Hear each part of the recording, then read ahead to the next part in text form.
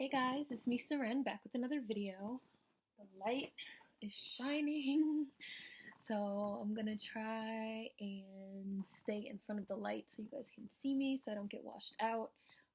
This video is going to be, move my computer back a little. This video is gonna actually be about Wonder Woman, the upcoming Wonder Woman movie, and some of the set pictures that have been released and some of the set videos that have been released and just some of my thoughts on the whole Wonder Woman casting. A few weeks ago, the first pictures of the upcoming set photos, promotional materials from the upcoming Wonder Woman movie were released. And immediately there were questions about the lack of diversity.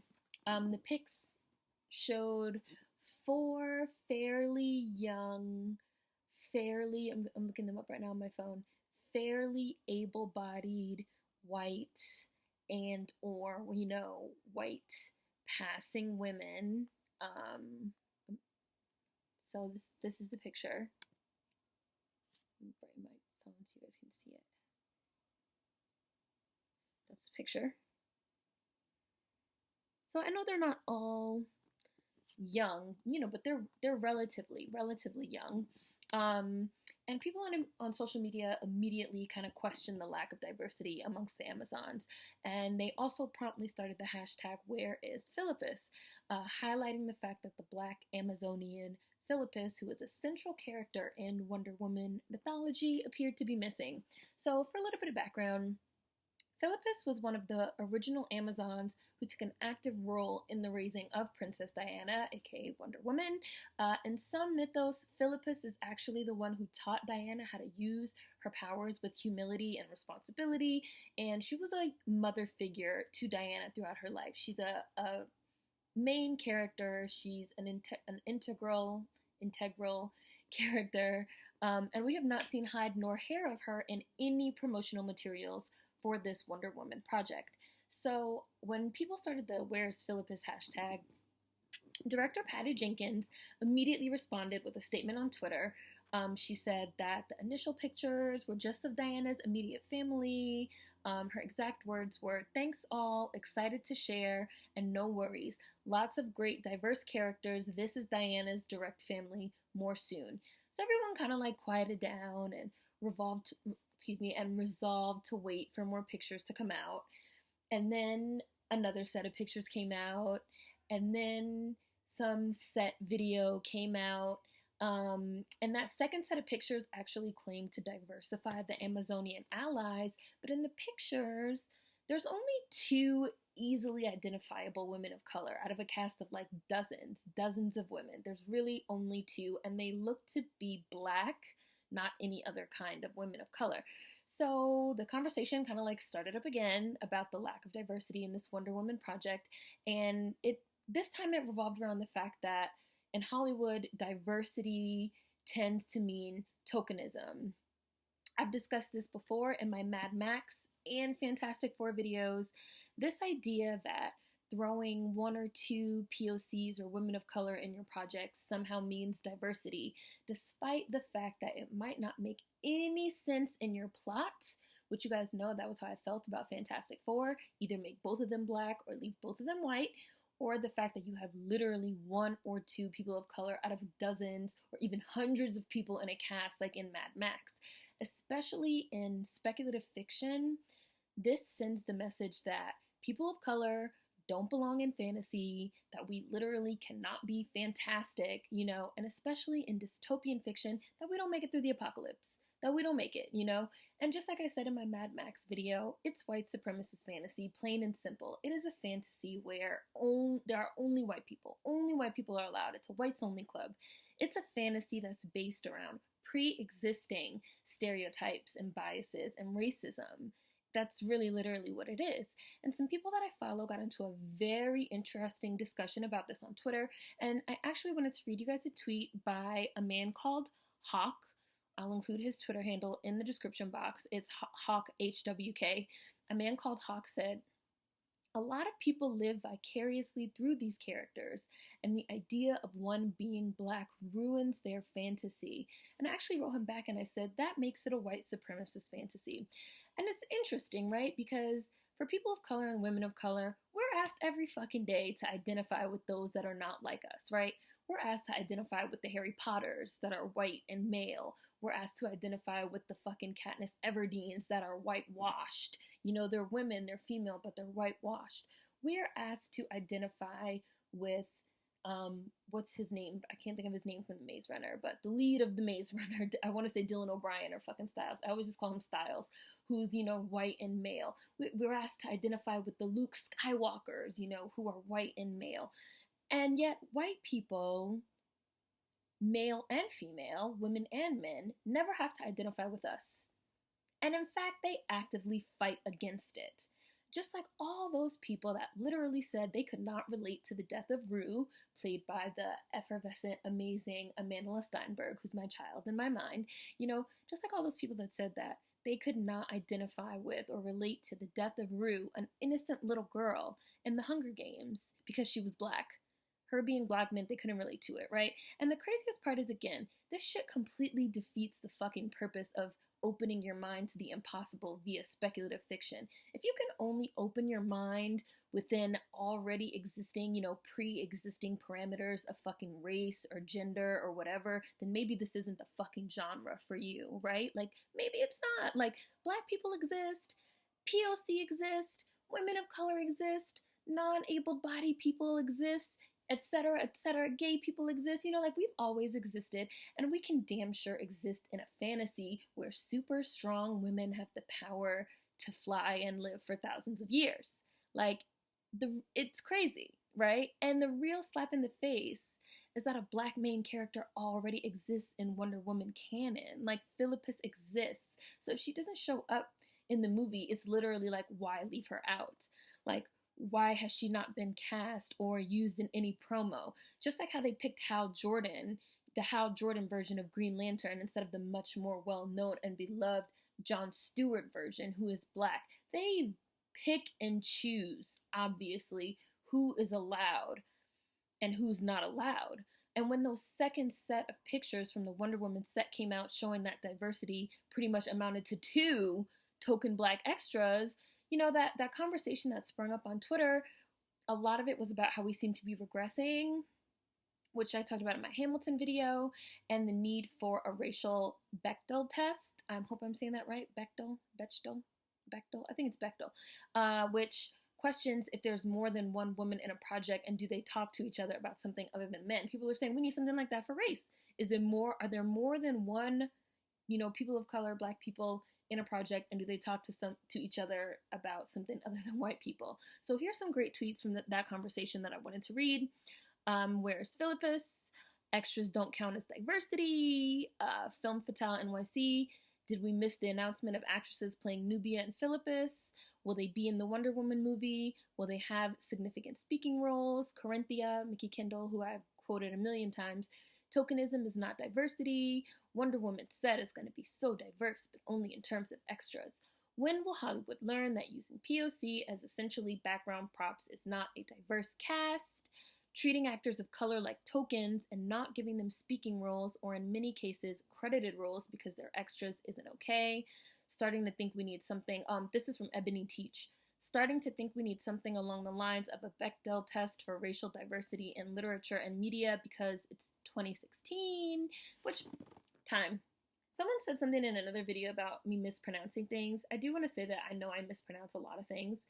I feel like that's because I do a lot of reading. I don't do a lot of watching and hearing things said out loud. I know that probably sounds weird, but I do a lot of reading, and I do a lot of like written communication on social media and stuff like that. I don't do a lot of verbal communication. I know, again, that sounds so weird. So I know there are lots of words that I probably mispronounce because I'm used to seeing them written down on paper, but not necessarily pronounced. So please feel free, like I always say, if I mispronounce something, to let me know in the comment section that I'm mispronouncing it. Someone on here mentioned creating a DuVernay test for inclusive films not too long ago. Both good ideas. I've been on the lookout for 2 black characters who talk to each other, not about a white guy, drugs, or violence. It's tricky. And then Ebony Teach went into a really good series of tweets that I'm going to read you guys.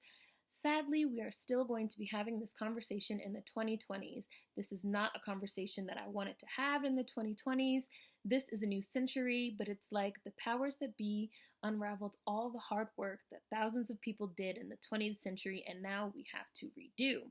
The saddest part is that I don't think we can afford to redo this work every generation. While I get that some of my colleagues disagree, I think that the current era is qualitatively different than activist work in previous generations because we're redoing what's been unraveled. It bothers me. How did we allow this unraveling to happen in the first place? And someone replied, I noticed at some point around 1980, bigots felt comfortable showing their asses in public again. Again, just like I said in my Hamilton video. What happened to certain ideas around diversity? Like, we are literally regressing, like, full stop, we're regressing. And throughout this whole Wonder Woman Amazonian thing, my immediate thought, which I'm gonna Google, has been on the Amazons of Xena. I don't know how many of you guys watch Xena. I know I have a lot of younger, like in their teens subscribers. So any of you that haven't seen Xena, watch it. The whole entire series is on Netflix. I try to watch it at least once a year.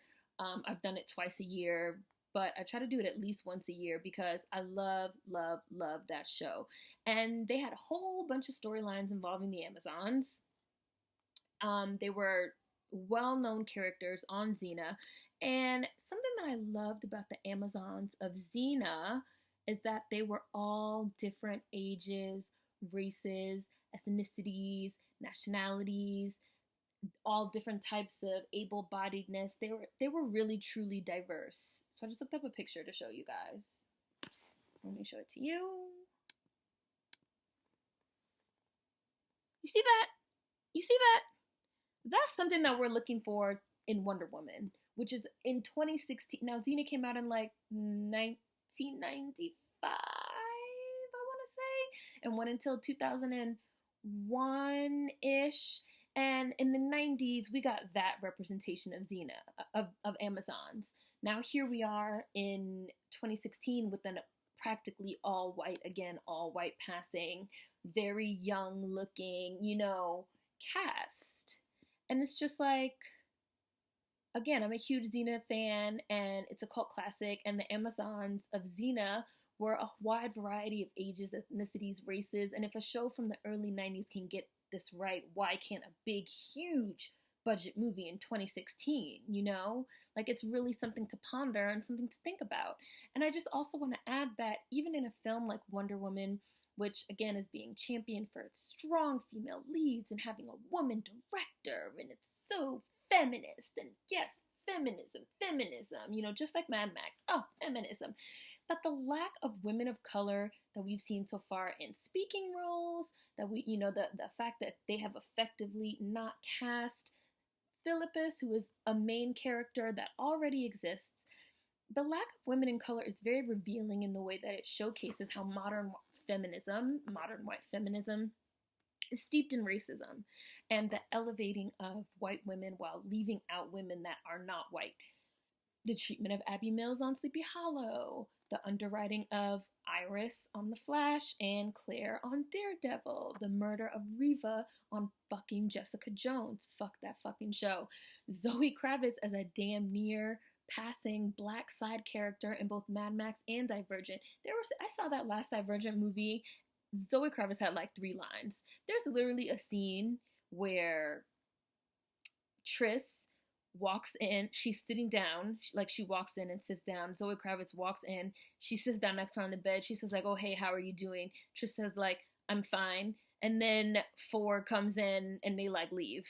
I was like, what was even the point of that scene? Just so we could like remember that Zoe Kravitz was in this movie? Like, the lack of black women, period, in vehicles like Agent fucking Carter, which I'm not even trying to hear that black people did not exist back then because we are not a new invention, and Arrow, it's like black women are not welcome in speculative fiction. And even as roles for white women increase, Star Wars, Wonder Woman, studies show that they are increasing. Roles for white women are increasing. The roles for women of color remain stagnant. Like, there's no trickle down effect that's happening like white women like to pretend. There's no baby steps happening. It's a clear message of white women being acceptable on screen because of their whiteness. Their whiteness comes first. Their whiteness impacts their gender, just like my blackness impacts my gender. And it's like if you have to let the undesirables into the white boys club of speculative fiction, black men are welcome. Like, they're welcome as tokenized figureheads of diversity, and they're welcome as acceptable love interests for white women who are allowed in as feminist figureheads. So you have your diversity, your race figureheads, black men, and then you have your feminist figureheads who are white women, because oftentimes black means male and woman means white. So this is the formula stuck to again and again to create this idea of diversity. Black man plus white woman equals diversity. And it's like, no, I'm sorry, it's not diversity. It's fucking boring. It's boring, it's tired, it's a trope. I'm sick of seeing this fucking pairing called diversity. Cloak and Dagger, Jessica Jones, Supergirl, Arrow, Fantastic Four reboot, Star Wars, Rogue One, this idea of man of color plus white woman equals it's diverse. I'm not interested. I'm fucking bored. This is boring. This is all boring. It's such a trope, and it's so boring. It's not groundbreaking. It's not diverse. Black males to fill your minority quota and white women to fill your woman quota is boring, and it's raggedy as fuck, and it leaves out an entire swath of women of color. And I do also want to say, because I know there's going to be people like, well, what about the black man, white woman pairing? I feel like people are going to say, what about the black woman, white man pairing? I feel like the flip side of the black man, white woman pairing in speculative fiction is the black woman, white man pairing in dramas. I feel like that is also a trope. And I also feel like that is fucking boring at this point. Pairing your black female lead with a white man in a drama is like the new hot shit. Just like pairing a black man with a white woman in speculative fiction is like some hot shit. And it's just like, these are tropes. These are tropes to pretend you're fulfilling some type of diversity quota. And it's just like, where's the good writing? Where's the good writing? Where are the creative, well-written characters, both black men and black women? Like, that's a lie. I know where they are. They're on the internet. They're on YouTube. They're on web series. I have a whole playlist dedicated to TV that I think all you guys should check out. Like, I know where they are. I don't want to say where are they, because I know where they are. But it's just like to see, these ideas and these concepts championed over and over again as diversity and so amazing and groundbreaking. And it's just like, but it's not. Like, it's raggedy as fuck. Like, your project is raggedy as fuck. Your project's raggedy. Your project is raggedy. Like, I've spoken about the treatment of people of color in speculative fiction as a whole in my Daredevil season 1 review video, where I talk about these shows and these movies and how they have a bad habit of utilizing people of color and women of color and utilizing our characters as props for white main characters, killing and abusing them as they see fit for the motivation and storylines of white leads. They're not allowed to be fully written characters. They're props, again, being used to fill a quota, being used as tokens. And that is what we're seeing again play out with these Wonder Woman pictures. And someone also asked me about the Rogue One trailer, and I feel the same exact way, which is also the same way I felt about the first Star Wars trailer, which is non-fucking plus. I'm sick of white girl faces. White women in leads does absolutely nothing for me. Like, I'm fucking sick of white girl faces. Like, stop with the lies and the nonsense. Like, white women are representative of all women, and that seeing them represented over and over and over and over and over is somehow a win for us. Like, it's not. Like, again, this is a sweet spot where race and gender intersect as we continue to see over and over that black women are not viable on screen. Like, again, like, PSA, Black women do not benefit in any way from white female representation. There's no such thing. It's trickle-down equality for us. We didn't get the right to vote when white women got the right to vote. We don't get paid the same amount on the dollar that white women get. My womanhood didn't mean shit compared to my blackness during slavery time. Our race impacts our gender in a way that means that we are not the same. So stop trying to pretend that we are, because we're fucking not. We're not. We're not on the same team. We're not on the same side. According to studies, women took 22% of key roles in top films of 2015, but the number of roles for women of color did not increase, like I already said. So clearly a win for white women, as we see with fucking Rogue One, as we see with Star Wars, as we see with Wonder Woman, is not a win for us all. It's only strictly a win for white women. Your whiteness puts you in a certain space within the realm of white supremacy. So stop fooling yourselves by thinking that the accomplishments of white women affect me or any other black women or any other women of color in any way, because they don't. Roles will continue to increase for white women and white women alone, because a rising tide does not lift all boats, only the white ones.